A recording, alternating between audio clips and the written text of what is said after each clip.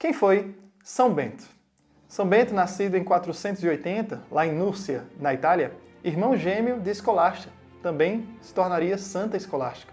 São Bento que foi para Roma estudar retórica e filosofia, mas não ficou por lá, ao ver que aqueles estudos levavam as pessoas a certos vícios. Decidiu então se retirar para tentar viver ao máximo a vontade de Deus. Se mudou então para Enfide, junto com a sua ama de leite, e morou próximo à igreja de São Pedro. Lá ele realizou o seu primeiro milagre.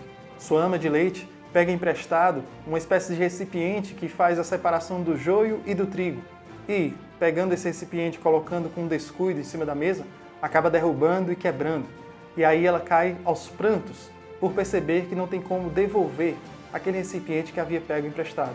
São Bento toma em suas mãos aquele recipiente que havia sido quebrado, se coloca em oração, as lágrimas escorrem do seu rosto e, quando ele se dá conta, o recipiente está todo formado, como se nada tivesse acontecido.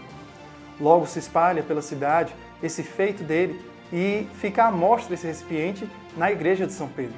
Porém, São Bento decide fugir devido a toda a atenção que ele atraiu para si e vai viver em Subiaco, um lugar deserto.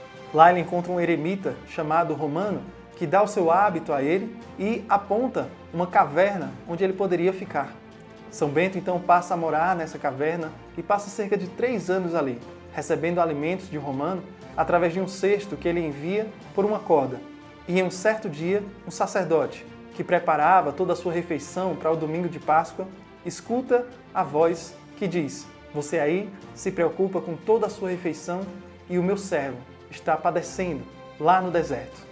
Então este sacerdote vai ao encontro dele, encontra São Bento nessa gruta e faz uma oração, entrega alimentos para São Bento. Alguns pastores o encontram também nessa gruta, começam então a ocorrerem visitas a São Bento, levando alimentos e saindo alimentados em seu espírito. São Bento passa a ter fortes tentações. Primeiro um corvo fica se aproximando dele e ele, ao fazer o sinal da cruz, faz com que esse corvo desapareça.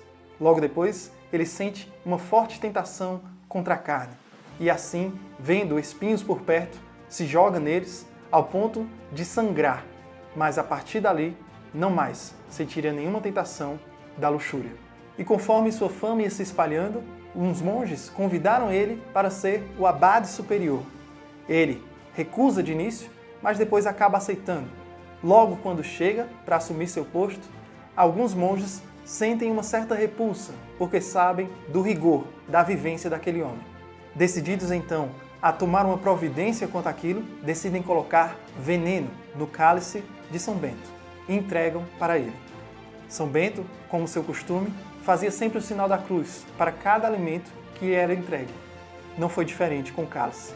Ao fazer o sinal da cruz, uma serpente saiu de dentro desse cálice e ele se quebrou em suas mãos.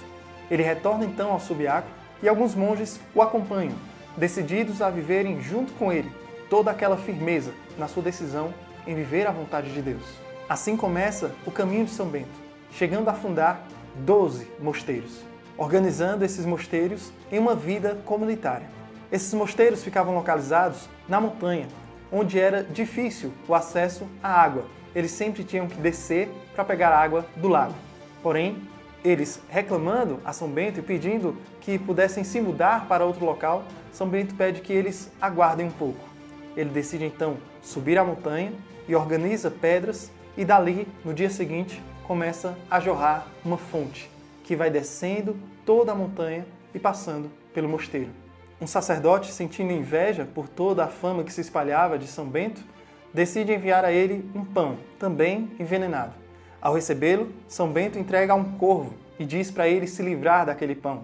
Florêncio não desiste de prejudicar São Bento e envia 7 mulheres, totalmente sem roupas, para entrarem no mosteiro. São Bento, observando que aquilo era tudo contrário a ele, decide então sair do mosteiro. Levando então alguns monges consigo, ele foi até o Monte Cassino. Florêncio, percebendo que São Bento estava saindo daquele mosteiro, começa a se alegrar. E comemorando a sua aparente vitória, o chão dele começa a rachar e ali ele morre.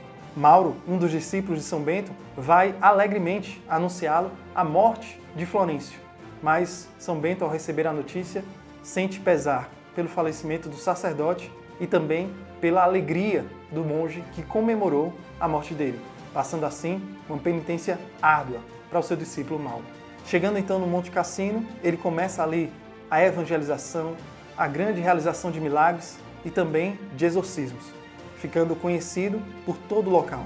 A população de Monte Cassino, então, decide derrubar o templo de Apolo e São Bento constrói ali uma cruz e ali seria a abadia de Monte Cassino. Bento, então, começa a organizar os monges, que antes eram apenas eremitas, que viviam solitários. E até os dias de hoje nós temos os mosteiros da Ordem de São Bento, os beneditinos, que foi a primeira ordem monástica.